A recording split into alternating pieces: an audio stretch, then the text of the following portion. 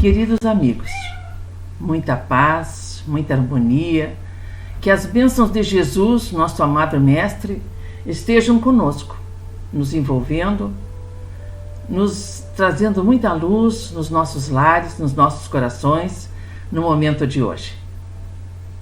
Nós vamos conversar sobre a valorização da vida. Como é que nós vamos valorizar essa experiência extraordinária que nós estamos tendo aqui na nossa encarnação? Qual é o verdadeiro sentido da vida? Valorizar a vida e perceber o sentido da vida. Muitas pessoas, no momento atual que a nossa humanidade vive, estão extremamente perturbados, estão extremamente depressivos, angustiados. Muitos perdem o sentido da vida porque não experienciam a ligação profunda que nós podemos fazer com Deus, nosso Pai.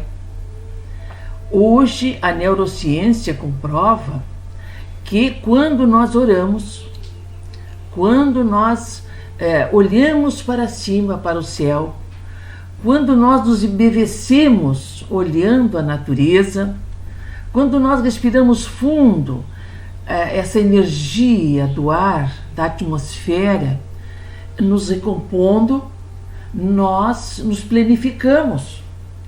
E os lóbulos frontais do nosso cérebro, que onde reside, né,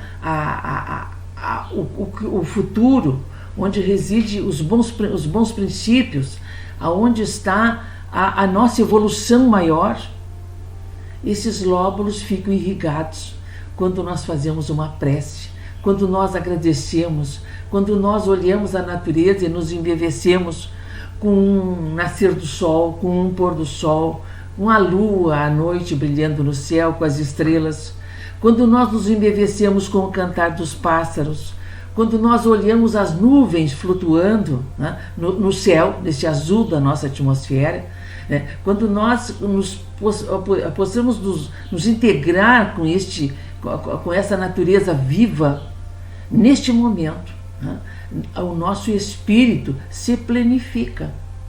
E lá aquelas dores, aqueles problemas, as angústias, o momento difícil que muitas vezes nós estamos vivendo, fica estacionado. As emoções negativas cessam de produzir hormônios, né, de estimular as glândulas para produzir hormônios negativos como o cortisol, que nos invade o nosso corpo e nos abate.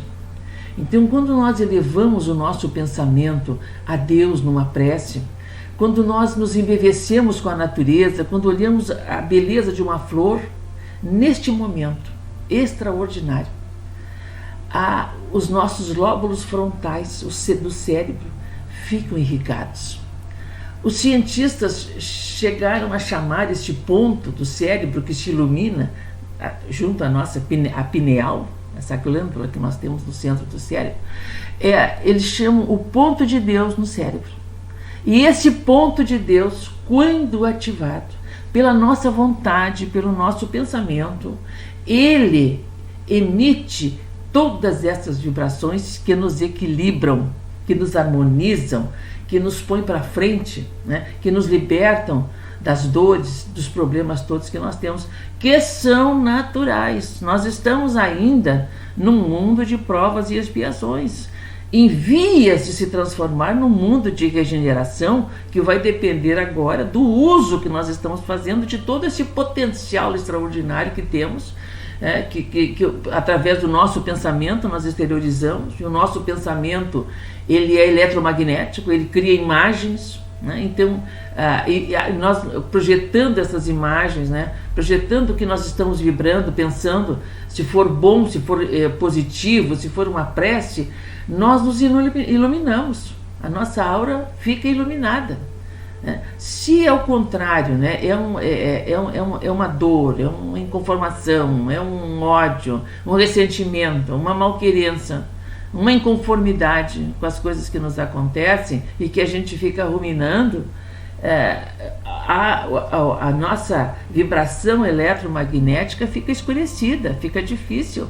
E os espíritos que estão à nossa volta percebem, né? Percebem. E aqueles que são bons vão nos amparar cada vez mais, nos iluminar, porque há uma sintonia. E aqueles que são negativos, que estão vibrando na dor, no equívoco, no erro, vão também, se a nossa emissão de energias é negativa, eles vão se aproximar também de nós, né? E nos envolver com as vibrações ainda mais negativas. Então é preciso, né, queridos amigos, queridas amigas, que nós possamos, né, compreender por que nós estamos encarnados. Então, essa pergunta nós temos que constantemente fazer a nós mesmos, né? Nos autoconhecer. Mas o que Deus quer de mim? Por que eu estou vivendo essa situação? Por que eu estou entre essas pessoas e não entre outras? Por que a minha família tem determinados problemas e outros não têm? Ou outras têm muitos problemas e a minha não tem? Por quê? Porque essas questões nós precisamos encontrar as respostas. E o Espiritismo, a doutrina espírita, nos esclarece, né, que nós estamos aqui vivendo uma experiência no corpo físico, na reencarnação, necessária à nossa evolução. Que através dessa experiência belíssima que nós estamos vivendo, nós estamos tendo a oportunidade de nos equilibrarmos espiritualmente, de nós melhorarmos as nossas condições de espíritos imortais. Então a oportunidade da reencarnação é uma oportunidade bendita, porque nós vamos utilizar o nosso livre-arbítrio. Deus não nos cria maioretes que Ele vai manipular. Não, Ele nos dá a oportunidade de nós crescermos pelo nosso esforço, pela nossa vontade, né, superar os nossos erros. Então, quando nós estamos prontos para reencarnar, lá do outro lado, na vida espiritual, e que somos liberados para uma nova experiência, porque nós pedimos, e isso tem que estar muito claro na nossa mente. O sentido da vida para nós tem que ter essa clareza. Nós pedimos para reencarnar, para superar as nossas dificuldades. E aí a gente capricha no planejamento. É designado para nós, nesse momento dessa programação para uma nova existência, o auxílio de um grande amigo espiritual que é designado para nos acompanhar, para fazer a nossa programação, para depois ele, da espiritualidade, continuar velando por nós, enquanto nós estivermos transitando na vida física. É o chamado anjo da guarda, que Kardec tanto fala no Livro dos Espíritos, como fala no Evangelho segundo o Espiritismo. Esse anjo da guarda, esse espírito que já nos ama, mas que é mais evoluído do que nós, e que tem por missão, por tarefa, assume essa tarefa de nos ajudar a nos encaminhar aqui na vida física. Então, nós temos que recorrer, muitas vezes, a esse anjo da guarda. Até Kardec coloca lá no capítulo 28º do Evangelho segundo o Espiritismo a prece para o anjo da guarda. E ele, no prefácio, ele explica essa extraordinária entidade que nos assessora. Nós vamos encontrar também no Livro dos Espíritos Santo Agostinho falando, né, desse amigo extraordinário que nós temos e que nós muitas vezes não usamos, porque nós nos desligamos dele na nossa caminhada. Nós perdemos o sentido da vida. E o sentido da vida é este, é de nós nos reformarmos, melhorarmos, né? Superar as nossas dificuldades. Então, quando a gente faz o planejamento para a encarnação, nós caprichamos nos detalhes que vão nos libertar dos erros do passado. Nós vamos resgatar os nossos equívocos do passado, vamos reencarnar próximos àqueles que nos prejudicaram ou que nós prejudicamos, e às vezes até dentro da família. E aí a gente vai vivendo os conflitos. Mas por que nós pedimos? Porque nós queremos aprender a nos amar, nos respeitar, nos perdoar, a conviver juntos, né? E superar as dificuldades e chegar até a lei de amor, que é a lei da infinita perfeição, que rege tudo que foi criado por Deus. Então este é o grande desafio, e muitas vezes nós não nos damos conta disso. Então Emmanuel, ele coloca através da mediunidade do Chico Xavier, que nós caprichamos, né, na programação, com as dificuldades, com o que nós temos que vencer, né, com todos os processos que nós temos que passar para superar as nossas deficiências, as nossas inferioridades, né, resgatar o passado de vidas anteriores. e a gente capricha, né? E vem com uma programação, e os espíritos do outro lado, e o próprio anjo guardião muitas vezes nos alertam: olha, vai ser difícil, quem sabe mudamos aqui, mudamos ali, e assim vai. Mas nós insistimos, segundo Emmanuel, né? A gente insiste para ter assim, uma grande oportunidade de resgatar e crescer. Aí quando a gente reencarna, que a gente perde a consciência plena, né? que a gente tem na espiritualidade, e a gente fica condicionado aqui ao plano físico, né? E ganhamos um cérebro novo para que a nossa mente possa se expressar, o nosso espírito possa se expressar, e a gente chega aqui, não quer aceitar, então a gente se revolta, né? Ante a dificuldade. Mas é uma grande oportunidade que nós estamos tendo. Então aí, queridos amigos, queridas amigas, é o momento, né, de nós refletirmos sobre a vida, o verdadeiro sentido da vida. Por que eu estou aqui? O que Deus quer de mim? O que eu quero também de mim? Como é que eu posso me sintonizar com as forças positivas, com esse anjo amigo, esse espírito amigo que pode me ajudar?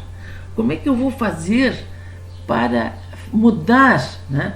Transformar esse rumo de negatividade? Porque hoje a depressão é um mal mundial.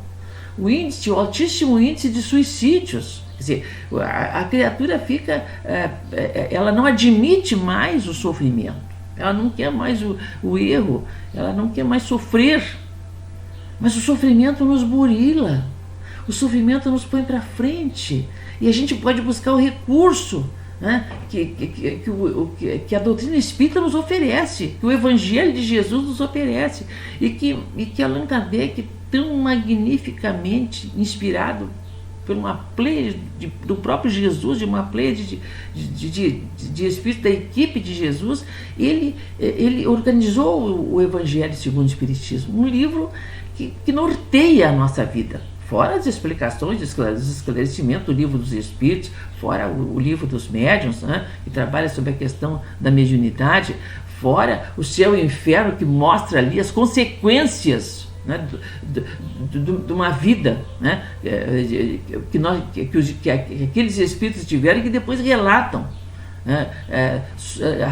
Ao relato desses espíritos, os espíritos iluminados, os medianos, os suicidas, os criminosos, relatam ali, né, e Kardec registra no livro Céu e Inferno. E depois a Gênese, né, que é um potencial de luz que nos esclarece. E fora todas as obras que chegaram através de Chico Xavier, de outros médiuns extraordinários que ainda estão chegando e que nos libertam da ignorância.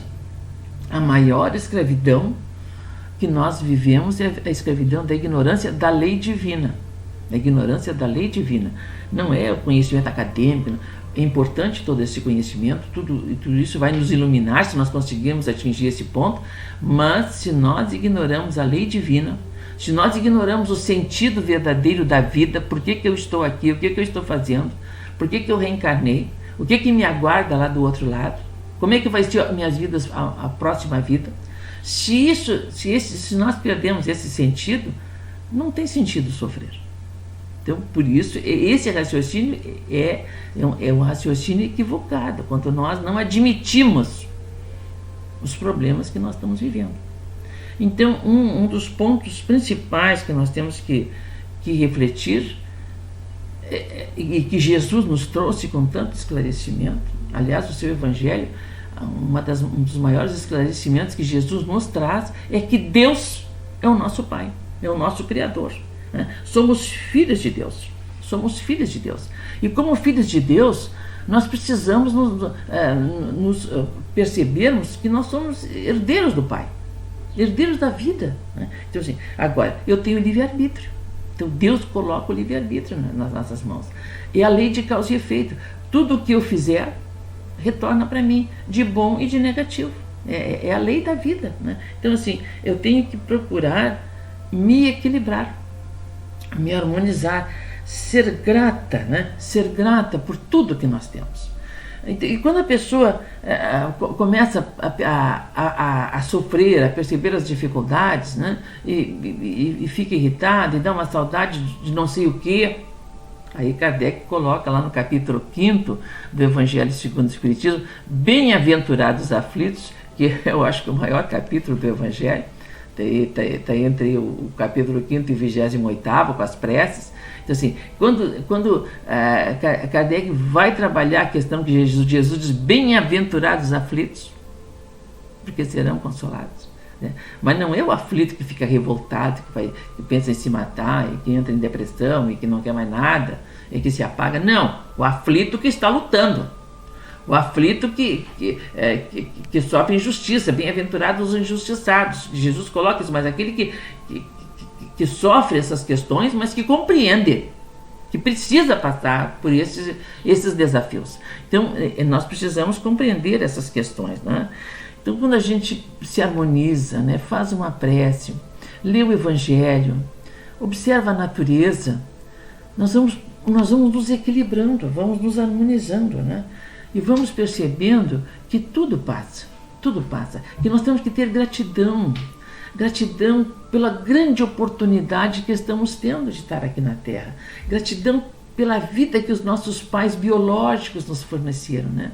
Pelo esforço que fizeram ou não importa, porque eles nos deram esta grande oportunidade. Nós queríamos essa oportunidade e estamos vivendo aonde precisamos. Então, esta consciência nós temos que ter, né? Esta consciência de que nós estamos vivendo exatamente aonde nós precisamos, passando pelas experiências que nós necessitamos. Nós temos que lutar equilibradamente, né? Buscar o rumo da nossa vida com harmonia, né? Com gratidão, acordando todas as manhãs e agradecendo a Deus a vida, a oportunidade que Ele está nos dando de continuarmos, mesmo com esses grandes desafios que nós estamos passando agora, que toda a humanidade está passando, né? Mesmo com esses grandes desafios, nós temos que pensar que nós precisamos continuar,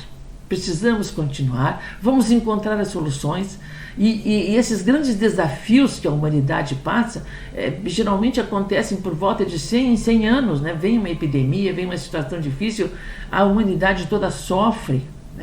Aí nós percebemos que há uma justiça divina que não, por exemplo, nessa pandemia não teve distinção entre quem era rico, quem era pobre, quem tinha mais cultura, quem tinha menos, não importa, né? Para Deus o que importa é o sentimento, né? É a luta que a pessoa faz para desenvolver o seu caráter positivo, né? Para desenvolver a sua harmonia íntima, a luta que a pessoa faz para amar o próximo como a si mesmo.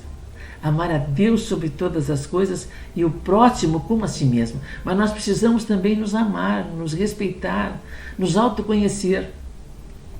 E nós vamos ilustrar com uma historinha muito interessante, que é uma fábula, né? Quem é que não gosta de fábula, né? A fábula, ela tem uma energia muito grande. Jesus foi um grande contador de histórias. Jesus contava as parábolas, aproveitando aquela situação da época, né?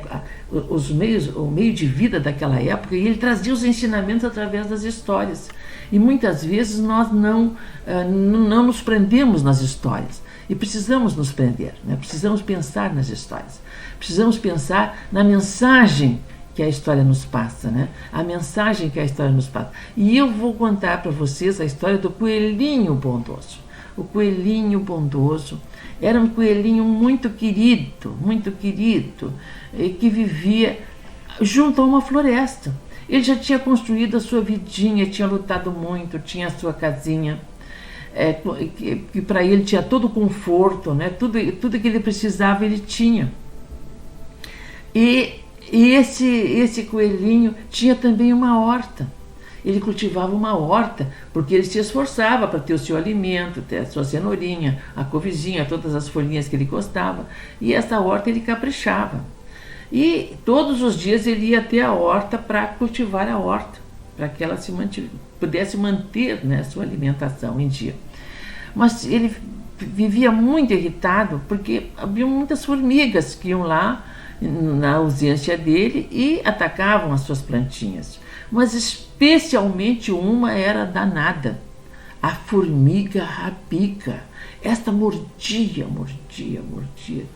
todas as folhinhas dele. E quando ele se aproximava, quando elas ouviam o barulhinho que ele ia se aproximando, elas fugiam.